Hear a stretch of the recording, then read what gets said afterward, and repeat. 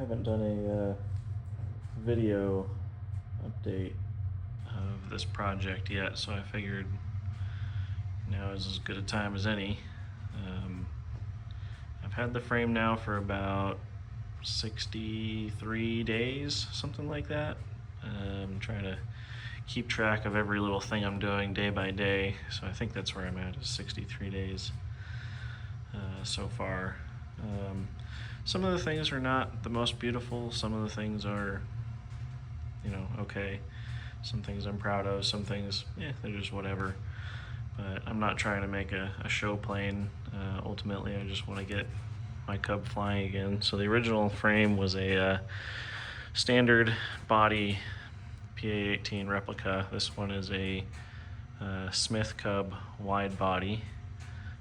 So it's got a bunch of different modifications and stuff that the old one didn't have. But I'll just start from the front here. So one of the things I'm working on right now is figuring out how to rig the rear rudder pedals to the front rudder pedals, because the cable that would connect them gets interfered here by the flap handle. So I think what I'm going to end up doing is seeing if Atlee Dodge or someone can modify my rudder pedals to have an extension about this long, and then maybe like a connector here to give it some strength, and then run the cable down low so that it goes well below the flap handle. It'll be kind of more down there instead of right now. It ends up going kind of right there. So that's a big project that I'm trying to figure out right now. Made up some new kick panels just out of some sheet aluminum. Got a bunch of the old hardware powder coated, so this is from the original. Got that powder coated. The brake pedals are from the original Cub, and I got those powder coated with the texture on the pedal itself there as well.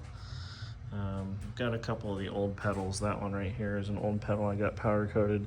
Probably going to end up getting rid of that and getting a new pedal anyway, just because the design is slightly different, but it looks great.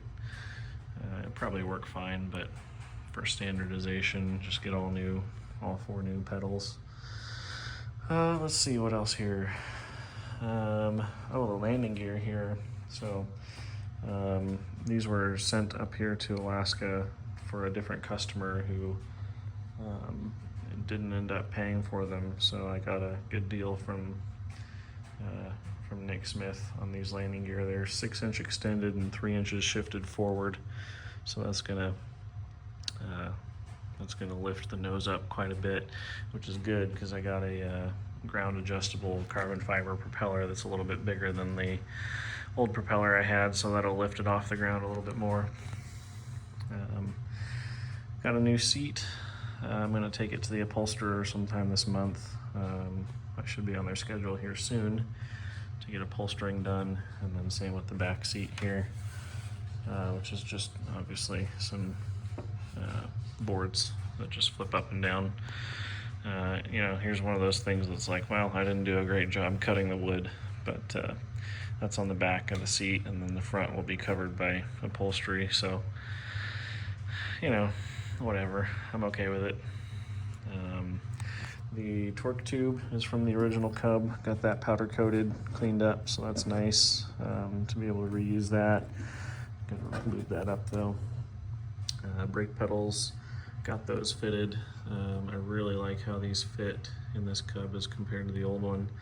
The old one, the previous owner installed these incorrectly. He had this tube right here coming out the other side, so I flip-flopped the cylinders, and with it coming out the other side, it was interfering with the torque tube, so he had to do some weird stuff to get it installed, and ended up having to cut some of the angle braces on the seat in order to make them fit.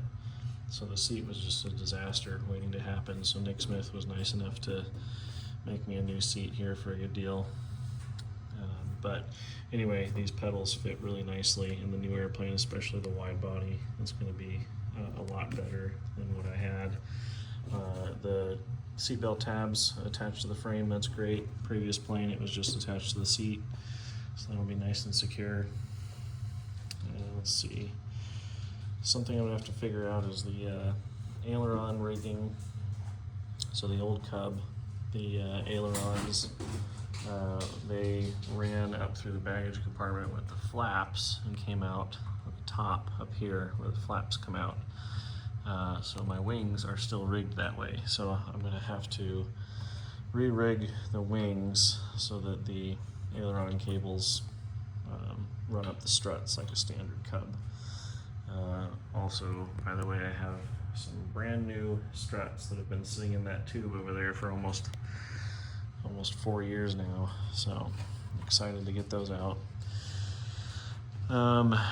This window is great. So the old Cub obviously had the standard sliding window that slid back right here. This one will open out, and he welded on a couple of mounts for the gas struts for the front left and the right there. So I've got those coming in the mail, just some Amazon gas struts. So it'll be nice to have those windows open that way. And then that door is a single piece as well. The whole thing is a gold door that'll open up to the wing rather than a two-piece. Got the baggage compartment door over there. Have to figure out how to rig that. And then the upper baggage compartment door there. Let's see, I got all the flap pulleys installed. Some of them roll a little better than others. That one's got a little friction on it. That one over there has a little friction. I can tell it was mounted a little crooked the way it was welded on, so that's probably why it's got a little friction. This one runs pretty well. This one was a challenge down here. In order to get this one to fit, I had to grind off a corner of the bolt here. As you can see, it was a snug fit there to get it in. And then on the other side, I had to extend out with some bushings here for the nut, because the nut wouldn't fit with this tube right here. So this was kind of a weird little project that I had going on, but I'm really glad, really happy with how that turned out. Floorboards are just some cheap wood that I sanded up. Tried to make it look as pretty as I could. Again, not my best work, but maybe someday I'll replace them with nicer stuff. But for now, I'm okay with how they came out. And then I built this, or just made this metal seam to go over the top of where the two boards meet underneath. Because of I only had these 2 tabs here to screw into. I wanted to have one for each board, so I did this little jog here, so that way they're both attached to this crossbar there, and then just covered it with that metal sheet. Let's see here, coming back to the back, this was kind of a mess, but I got the belly tab here fitted.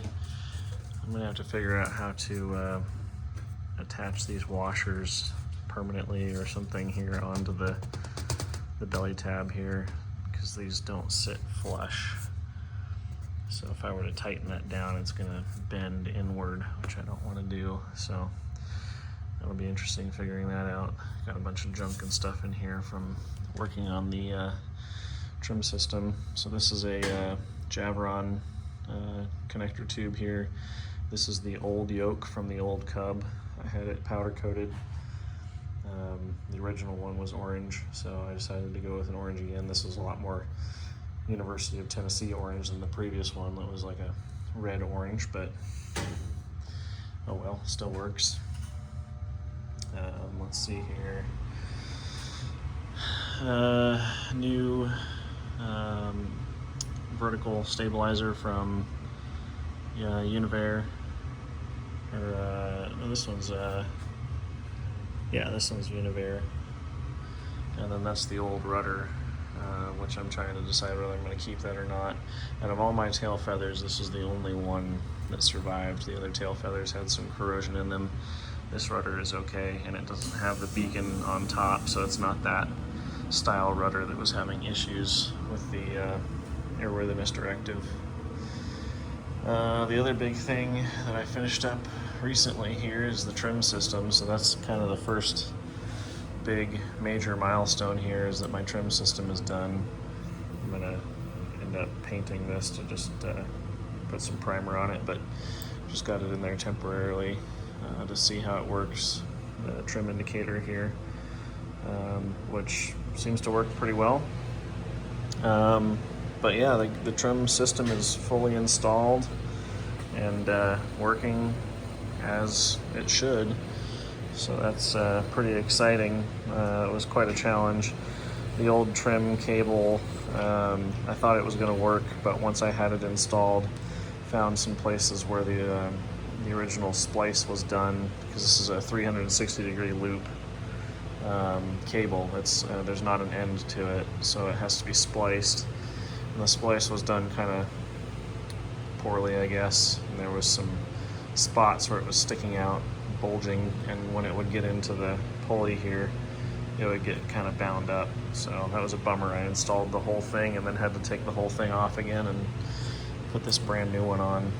It's a pretty expensive cable too. It cost $400 today buying that cable, but it'll last, and at least I know it's brand new and it's good condition. So I didn't have tabs on the frame to install these phenolic blocks, so what I ended up doing was using some Plyobond to attach the little tiny sheet to the tube, and then I've just got the top part safety wired on with the baffling here to prevent that safety wire from digging into the frame. This right here is not standard. Usually it's just this block and the block back there. It's right there. But this one right here, if I didn't have this block, the cables sat out pretty far. So I added this block to get it more flush to the frame, since the seat is right here. There's not going to be much room for the sidewall. So got that done. Runs all the way back here, and then I added a pulley on top here. So normally it would just be these two pulleys for the trim cable, but I added this one on top for the indicator wire, and then that runs up here and then down into the connector tube right here to give you your indication. And then this was quite a setup. I originally had these rigged backwards. It sounds like I'm not the only one that's done that. Lots of people online talking about accidentally doing that. Getting these cables reversed so your trim runs the wrong direction. But got that figured out. It's kind of a complex setup here, how it goes through the torque tube pulley and then comes out here to this pulley that gives it some tension. That was a challenge because this tab was mounted farther forward on the airframe than standard, so I ended up using this steel wire right here with these little locks on it to prevent it from coming off, to give it a little bit more distance here for the tension spring, and that seems to work out pretty well. It's got good tension on it.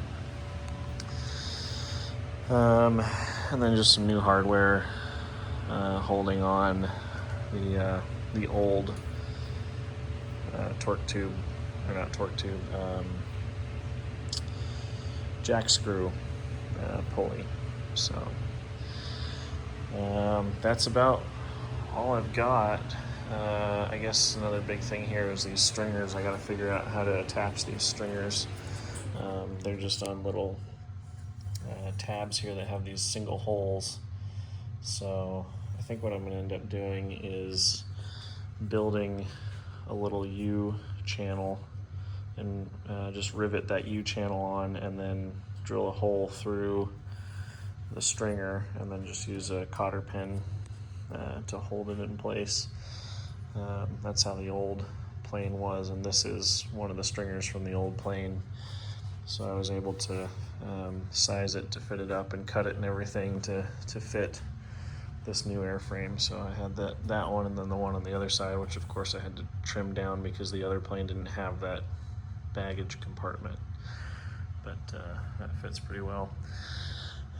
Big stuff coming. I've got the Acme shocks on order, paid for those, just waiting for them to ship. So I'll have Acme shocks coming, and then Carbon Concepts up in the Wasilla Valley. He's working on all of my interior paneling right now, including the underseat baggage and a new instrument panel. So that'll be pretty exciting. But that is the grand update on the Cub.